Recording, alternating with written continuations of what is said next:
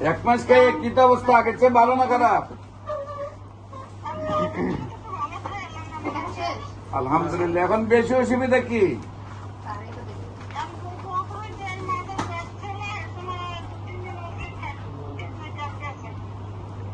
এখন বেশি অসুবিধা কি হয়?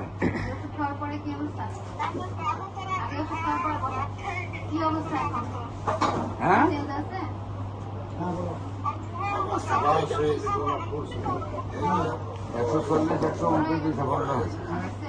169 ঘুম কেমন হয়? খাবার রুচি কেমন? প্রস্রাব কিলার হয়নি? প্রস্রাব কিলার